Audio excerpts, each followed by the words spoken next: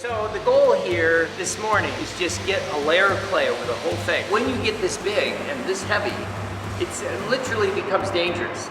So this is the gorilla head animatronic. Ed's been wanting to do it for at least 2 years, maybe 3. He's getting some help from people as far as, you know, cutting the clay, this and that. But he plans on doing most of it. It's his project. He's the main guy. We'll see how he goes. It's got to be done this week because it has to be molded on Monday. So Mike made this amazing armature that was better than I had in my mind. And so he'll have eyelids that open. He'll have eyes that go back and forth, and then he'll have a mouth that opens and his whole head turns. So he'll be pretty. Don't you make that fast. We've talked about this from the very beginning. Head turning, and I keep shaking my head. No. It'll be fine. It usually boils down to about 6 or 8 tools, but I made a new slapper. What thickness? So we're going 2 inches right now. There. It's not a sprint. It's just nice and easy. How long you been aware of distortions in your life? A long time. Everything's a race. That's why I'm saying.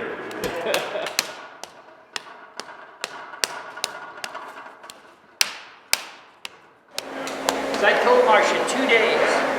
2 days. That's what I told her. She didn't believe me. I don't believe me. But I was selling the project.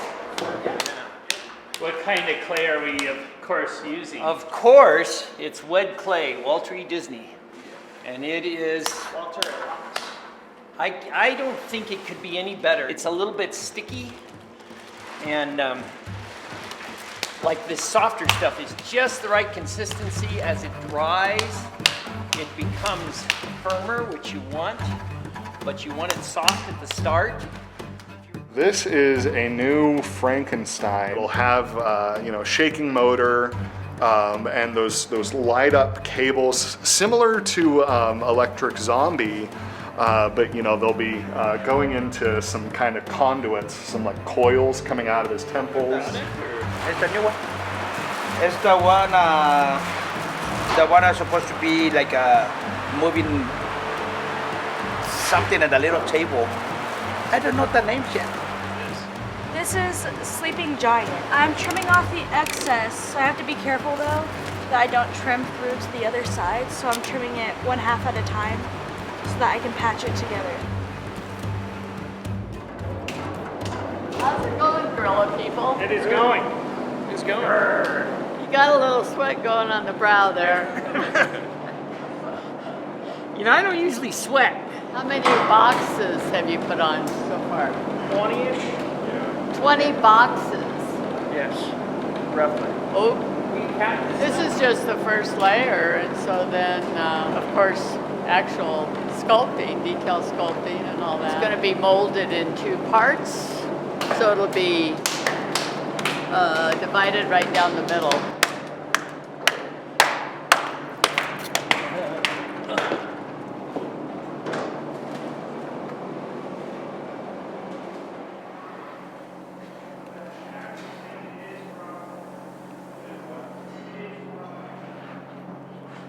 This is kind of a funner part of the process, right? Yeah,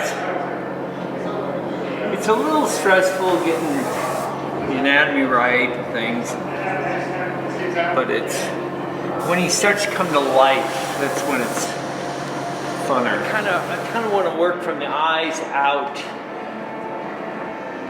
because that making sure that anatomy's right. T-Rex with styrofoam, and believe me, we'll get comments. Why didn't you carve it in styrofoam? And that's a relevant comment, isn't it? It's a relevant comment, but I already thought about it. Now it seems like a better idea. But I like the idea. Just it's clay. It's Right. No, I get it. It's not some computer. Yeah, I know. But yeah, he's becoming like.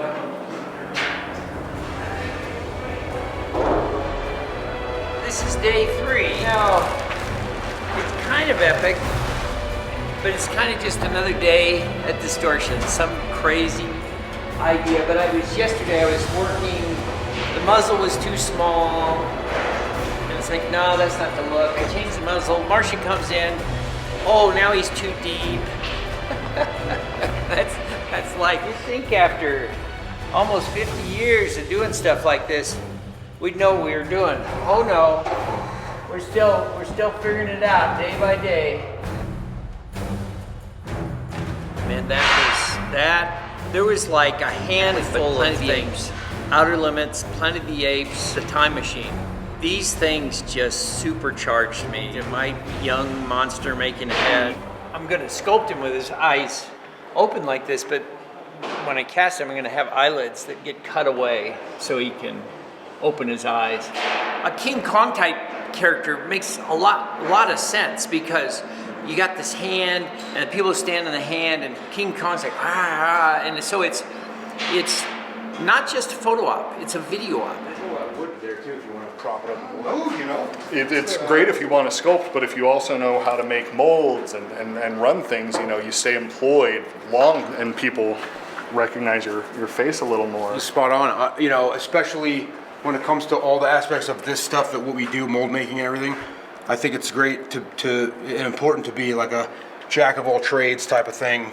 I am optimistic about, I don't think handcrafted things are ever going to go away. I think the reason that we have art is because it's a connection to our human nature. I gotta add the jaw today. That was supposed to be yesterday, but I'm gonna add it today. And then of course you'll need teeth.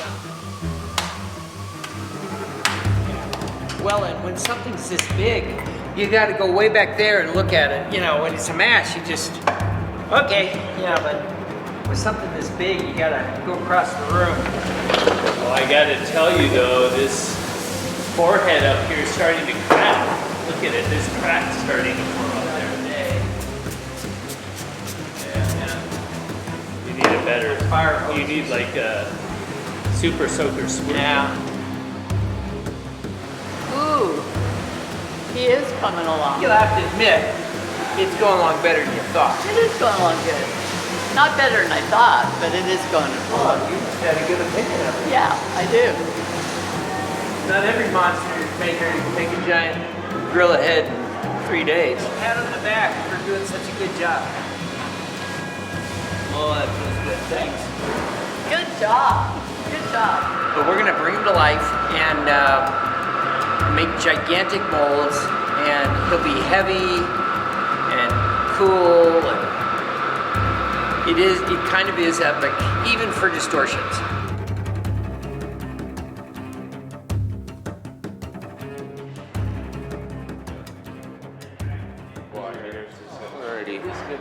We're missing a tooth. Ooh, that tooth is missing. We'll put the tooth back on. But you're not worried as it goes down for more clay to fall off necessarily. I'm worried about everything. I'm usually I don't get tense like this, but I'm really tense. That's because it's all his hard work in it. That's what's tensing him No, up. I'm tense for you. You got 3 days just in the armature. I got My 4 days in the armature a sculpture. whole. I'm not so sure about that clay not coming off in some Oh, chunks. I'm not so sure either. So there's lots of weight on the floor. That's what people are scared of, Yeah. is the weight on the floor. You're gonna try to keep those forks close. Yeah, say a little prayer. Which here's another thing, Mike. So we got 5,000 between us. This weighs 5,000 pounds. The other forklift probably weighs 5,000 pounds.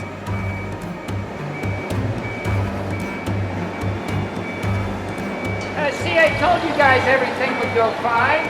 I know you guys are sweating it. That went as smooth as it could have. I mean, just. Before I'm gonna have to put the teeth back in, clean up the cracks. Well, I can tell you that Kong is a lot of work. From its very start, thousands of pounds of clay on an armature that probably weighed many thousands of pounds. We decided to do it the old-fashioned way because there's nothing quite like sculpting something crazy by hand. But we're gonna bring them to life and make gigantic molds. Oh, it's nuts. It's nuts. And that's what I'm talking about. It's like, Ed's the kind of guy that's like, yeah, I'm tired, but I got an idea. And then he just cranks through it. I mean, Relentless. He is absolutely relentless about I assume Ed was up there most of the time on his own, just cranking, and I was blown away. And now, what? It's starting to get molded, like, you know, just over a week later. That's pretty wild. And he's out here, thankfully, to help us. He's gonna mold this guy. He's gonna mold the giant hand also. It's in a what we call syntactic molds, an epoxy surface coat backed with fiberglass mat using epoxy resin and an epoxy syntactic dough to fill in undercuts and deep valleys and stuff like that. The essence of it is it's just a fiberglass mold.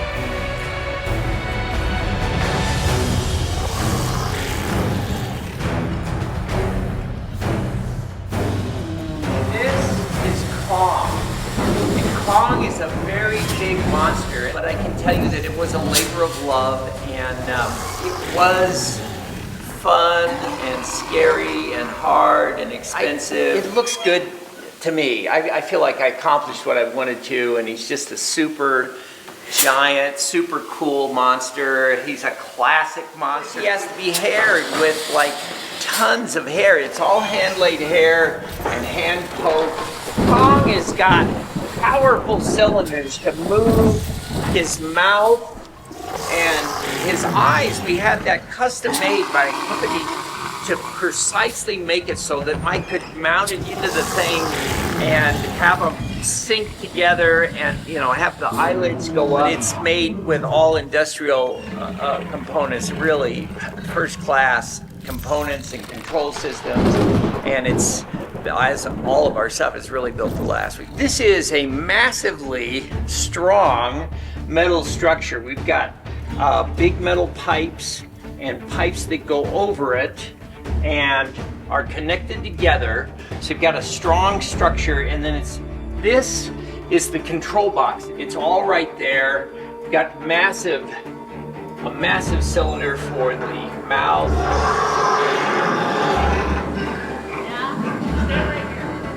And I know that you can now sculpt on computer and then print the thing, and this could be carved out of styrofoam. We actually thought about that, certainly.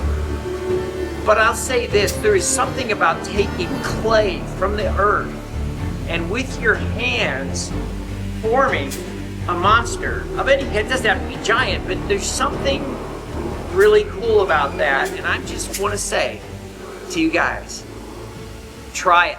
I know you can do it with computers. I know you can have a machine do it all. For future generations, try sculpting with your hands. It's a magical, wonderful experience, and you get to be like friends with your creations somehow.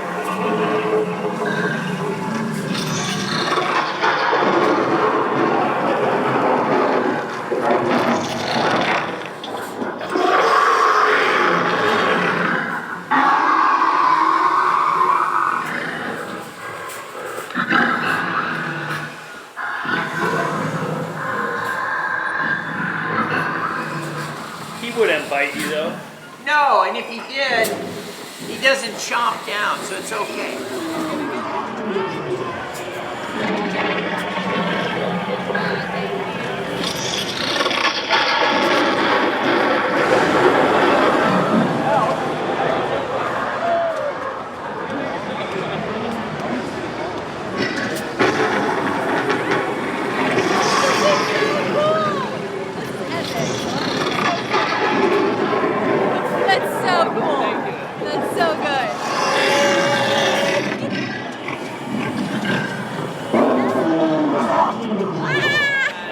A lot of work for Mike, a lot of work for me. We had to bring in an out-of-town mold maker.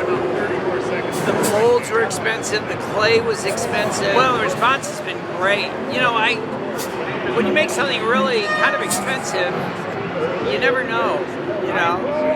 But I'm very pleased. People seem to like it.